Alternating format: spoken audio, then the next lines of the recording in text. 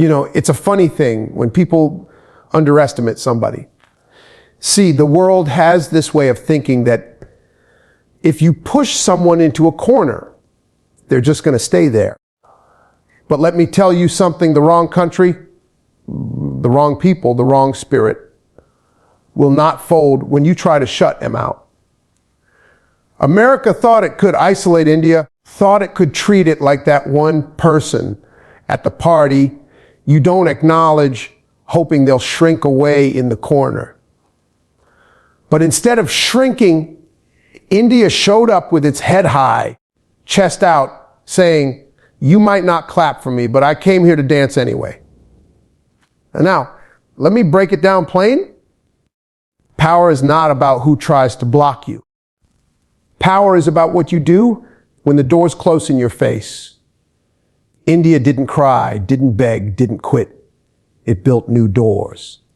It said, "You don't want to sell us your goods. Fine, we'll make our own. You don't want to give us a seat at your table. Cool, we'll build our own table, and guess what? Yours won't look so shiny when ours is filled with food." See, humiliation doesn't happen when somebody points a finger at you. Humiliation happens when you thought you were in charge and the world sees you weren't. America wanted to send a message, but ended up sending the wrong one, because every time you try to make someone small and they rise bigger, that spotlight don't hit them. It shines back on you. And let me tell you this, respect is not a gift. Respect is earned. And when India refused to bow down, when it rose stronger out of every attempt to box it in, the message was loud and clear. You can't isolate what was born to stand tall. So the lesson, don't ever think you can silence a voice that's already been heard by 1 billion people. Don't think you can dim a light that was made to shine across the world. Because when you try, you don't humiliate them. You humiliate when people underestimate you. They think they're doing you harm. They think if they push you down or shove you to the side, you'll just stay there. But here's the truth.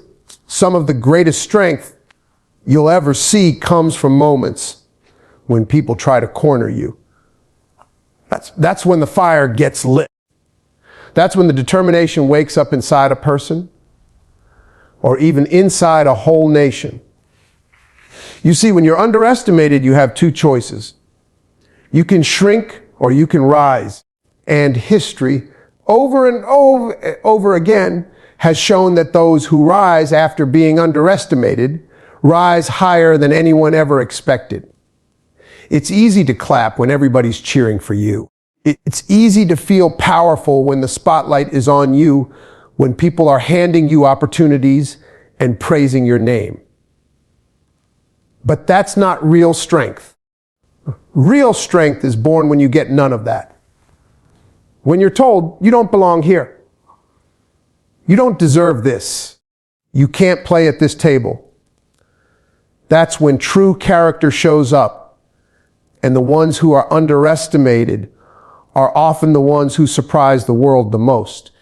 You can't break a spirit that knows its own worth. You can try to isolate it, but it only grows stronger in silence. You can laugh at it, but it only learns to stand taller. You can ignore it, but it just keeps finding new ways to shine. What the world fails to understand is that underestimation is a gift wrapped in disguise. Because when you are pushed aside, you are given the chance to prove that your strength was never dependent on approval in the first place. Think about it. Every single success story has one common thread. At some point, that person or that nation was doubted. People said, "You'll never make it. You'll never last. You're not good enough." And instead of folding, they took those words and turned them into fuel. Underestimation became their engine.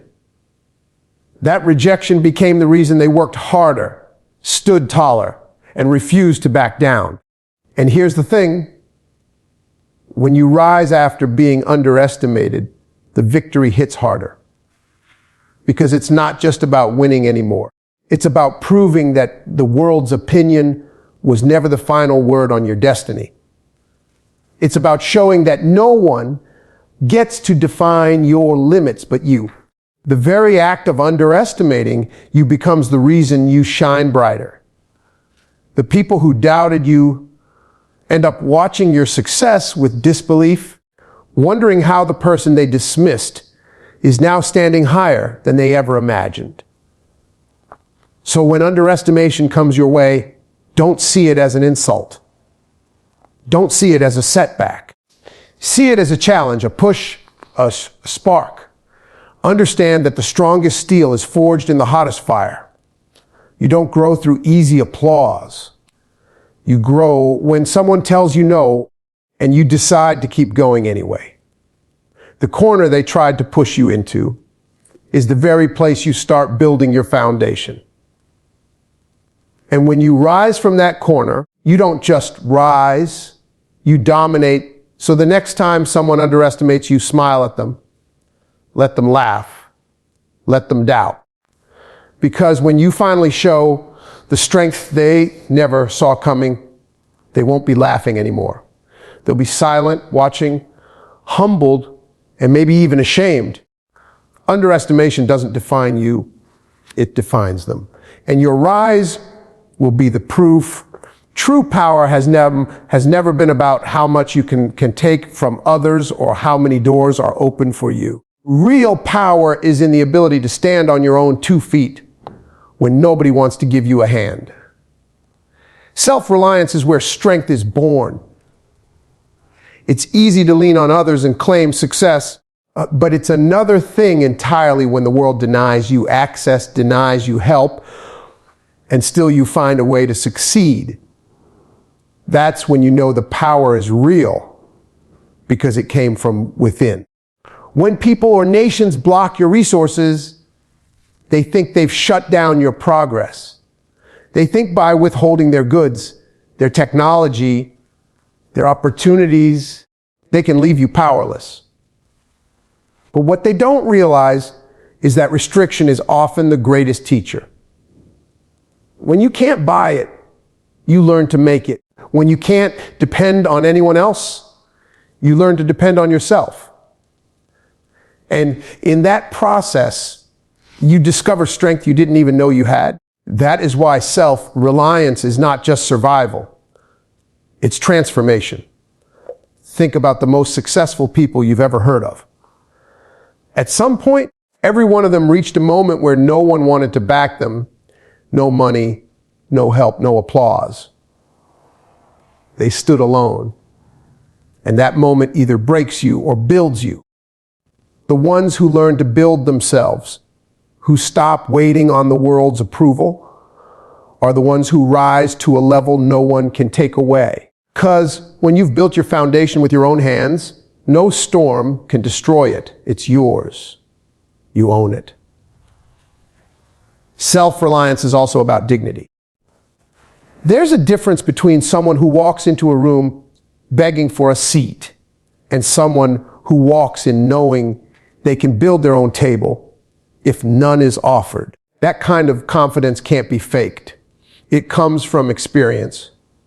It comes from the hours of labor, the nights of sacrifice, the countless times you heard no and kept going anyway. When you've created your own opportunities, you don't fear anyone taking them away because you didn't rely on them to begin with. And here's the thing. When you become self-reliant, the very people who tried to block you end up losing power. Their weapons lose strength because they were counting on your dependence. They thought you'd always need them. But once you prove you don't, once you've learned to stand without leaning, you strip them of control. And that's real humiliation, not for you, but for the ones who tried to hold you down. So don't ever fear being denied. Don't fear being blocked. Don't fear being cut off from the so-called resources of others. Because sometimes rejection is the best thing that can happen to you. It forces you to grow. It forces you to innovate. It forces you to trust your own ability instead of someone else's permission. And when you rise through that kind of struggle, you are unshakable. True power is not handed to you. It is created by you. It's the product of resilience, creativity, and determination. The world can close its doors, but it can't close your mind. The world can withhold its hand, but it can't take away your will. And when you've learned to thrive without needing anyone else, then you've discovered the kind of power no one can touch. Respect is not something anyone can hand to you like a gift. It's not wrapped in a box. It's not given because someone felt generous. Respect is something that must be earned, and it's earned through persistence, through standing firm when everything around you says you should give in. The truth is, people may ignore you, they may laugh at you, they may dismiss you. But when you refuse to bow down, when you keep moving forward, you force them to take notice. Respect comes when you show the world you can't be broken. The problem is that too many people confuse fear with respect. They think if they make someone smaller, silence their voice, or try to control them, that somehow they've earned respect. But that's not respect. That's intimidation. And intimidation never lasts. The moment a person or a nation rises and proves they won't bend, intimidation disappears. Real respect begins right there because respect recognizes strength. Respect sees persistence and says, I can't ignore this anymore. Think about how respect shows up in daily life. A worker who keeps showing up, even when the boss overlooks them, earns respect over time because they cannot be denied forever. A family that goes through struggle but never stops fighting for each other earns respect from everyone who witnesses their endurance. A nation that refuses to crumble, no matter how many obstacles are thrown in its path, earns respect on the global stage. You don't get respect because someone likes you. You get it because you prove you deserve it. The refusal to bow down is powerful. When you refuse to give someone the satisfaction of seeing you broken, you take back control. They may control resources. They may control platforms. They may control the spotlight. But they don't control your spirit. And once you decide your spirit is unshakable, you've already won a battle they can never understand. Because the strength inside you can't be bought, can't be silenced, can't be taken away. That's the foundation of respect, standing tall when others expect you to fall. Now, here's the catch: earning respect is not quick. It's not about one loud moment or one single victory. It's about consistency. It's about showing up again and again, proving over and over that you're not going anywhere. Respect grows in the shadows before it's seen in the light. It builds quietly while people ignore you until one day it explodes in front of everyone and they can no longer deny what's been there all along. Persistence is what flips the script. Persistence says, you tried to block me, but I found another way. You tried to silence me, but I raised my voice louder. You tried to stop me, but I'm still standing here. That kind of resilience commands respect. It's not just about winning. It's about proving that defeat is not an option in your vocabulary. When someone tries to humiliate you, they believe they're putting you down. They believe they're making you small in the eyes of others. But the truth is, humiliation is rarely about the one being targeted. More often than not, it reflects back on the person or the nation doing the shaming. Because here's the fact: when you try to tear someone else down, the world is watching And the world judges you more than it judges them. Think about it. A person is constantly pointing fingers, always trying to expose someone, always looking for ways to embarrass others. What do people start to say? They don't say, wow, look at how strong that person is. They say, what's wrong with them? Why are they so focused on tearing someone down instead of building themselves up? That's because humiliation is a mirror. When you set out to shame others, you end up revealing your own insecurities. Now, when America tried to isolate India, the plan was to show power, to show dominance, to humiliate.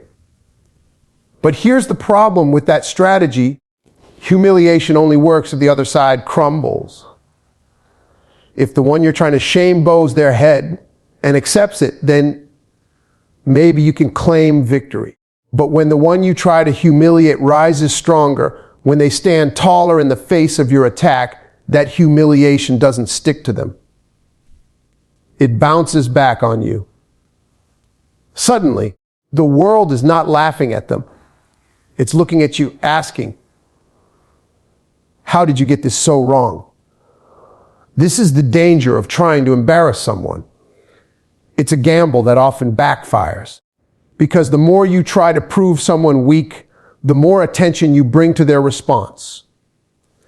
And if their response is strength, dignity, and progress, then you've just shined a light on the very thing you wanted to hide. Instead of humiliation, you've handed them recognition. Instead of shame, you've given them a stage, and the whole world takes notice. True humiliation belongs to the one who miscalculated. It belongs to the one who thought they could reduce someone's value, only to discover that value didn't depend on their opinion in the first place. When you underestimate someone's resilience, you end up exposing your own arrogance. When you expect someone to fall apart, but they rise in front of you, the embarrassment is yours. There's a lesson in this for all of us. Stop worrying about who's trying to shame you. Stop giving energy to those who laugh or mock. Because their attempt to humiliate you says more about them than it does about you. If you stay focused, if you keep your dignity, if you respond not with anger, but with action, you win. And the humiliation lands where it belongs, on the shoulders of the ones who doubted you. So don't ever fear humiliation. Fear is wasted energy. The very act of someone trying to embarrass you is proof that they feel threatened by you. Otherwise, they wouldn't bother. Let them point, let them laugh, let them try. At the end of the day, their efforts will backfire. The world sees strength in resistance and weakness in cruelty. And when the smoke clears, the only person humiliated is the one who tried to play the game in the first place. When someone shuts the door on you, the natural reaction is to feel left out, to feel like you don't belong, to think maybe you've missed your chance. But the truth is, rejection is often the invitation to create something new. Being denied a seat at the table doesn't mean the meal is over. It means you now have the opportunity to build your own table. And sometimes the table you build ends up being stronger, bigger, and more meaningful than the one that tried to keep you out. The world loves to play the game of exclusion. People form circles, nations form alliances, companies form clubs, and they decide who's in and who's out. It's a power play, a way of saying, we'll control the room. But what happens when the person or the nation being excluded refuses to accept that limitation? What happens when they say, that's fine, keep your table, we'll build ours? That's when the balance of power shifts. Suddenly, the ones who thought they were holding control realize they've created competition, and that competition makes them nervous. See, progress doesn't stop because someone said no. Progress doesn't wait for permission. It happens when you decide you're not going to beg for approval anymore. And the act of building your own table changes everything. It gives you ownership. It gives you independence. It gives you the freedom to decide who sits with you, what food gets served, and how the conversation goes. That's not just survival, that's empowerment. Think about history. Some of the most revolutionary moments didn't come from being invited in. They came from being locked out. The people who weren't welcome in the room created their own space, and their ideas eventually overshadowed the ones that tried to exclude them. Because exclusion only has power if you let it. If you decide that the only way forward is through their table, then you stay trapped. But if you build your own, suddenly you're free. And when your table grows, when others start joining you, the ones who excluded you realize they've lost the very control they thought they had. The beauty of building new tables is that it inspires others. When you rise above exclusion, you become an example for everyone else who was ever shut out. You show them that rejection isn't the end. It's the spark of something greater. And before long, people are drawn to your table because they see strength, creativity, and courage in it. They see something fresh, something unshakable, something they want to be a part of. And here's the irony. Sometimes the same people who once excluded you will come knocking at your door, asking for a seat at your table. Because the table they thought was so important doesn't look as strong anymore when yours is full of life and progress. That's the power of building new tables. You turn rejection into influence, and you turn exclusion into opportunity. So when the world tells you, you don't belong here, don't waste your energy trying to argue. Don't beg for a chair. Don't wait for them to recognize your worth. Take that moment as your fuel to create something of your own. And when you do, you'll discover that your table isn't just a replacement. It's a symbol of resilience, of independence, of the unstoppable truth that no one has the right to define where you belong. Once a voice has been heard, it cannot be silenced. You can try to cover it, you can try to drown it out, but the echo always remains. And if that voice belongs to millions, if it carries the weight of history, culture, and determination, then no force in the world can erase it. That's the power of momentum. When people come together, when their voice rises as one, it becomes unstoppable. There will always be attempts to mute what threatens the balance of power. You see it everywhere. Someone powerful decides that another voice is too loud, too bold, too inconvenient.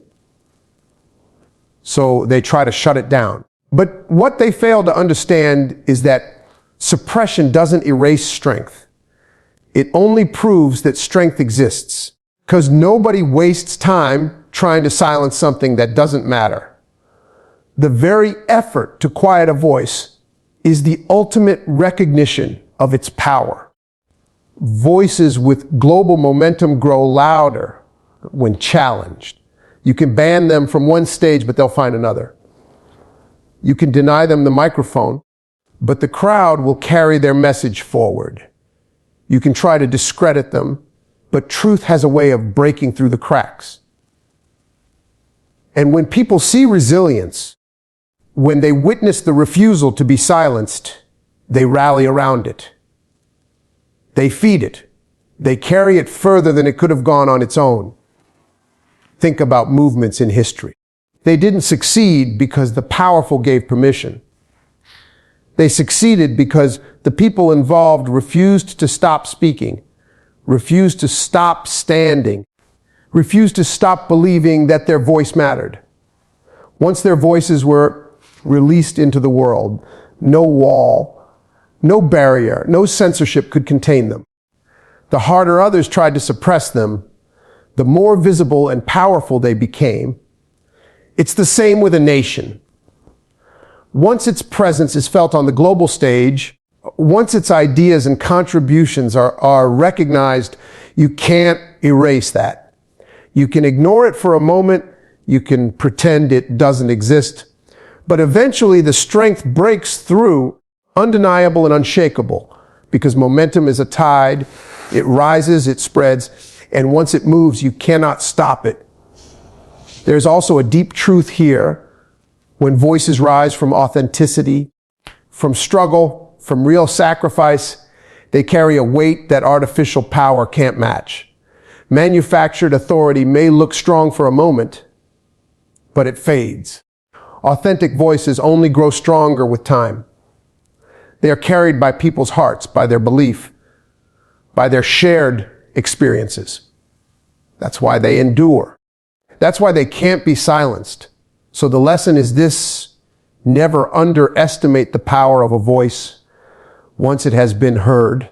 Whether it's a single person speaking truth or a nation declaring its presence, that voice will keep traveling. It will find ears, it will find allies, it will find platforms. And in the end, the attempt to silence it will be remembered as the moment that gave it even more strength. The world needs to understand. Voices are not chains to be broken. They are seeds. Once planted, they grow. And once they grow, there is no cutting them down without leaving traces that rise again. A voice with momentum is not just sound. It's legacy. And legacy cannot be silenced.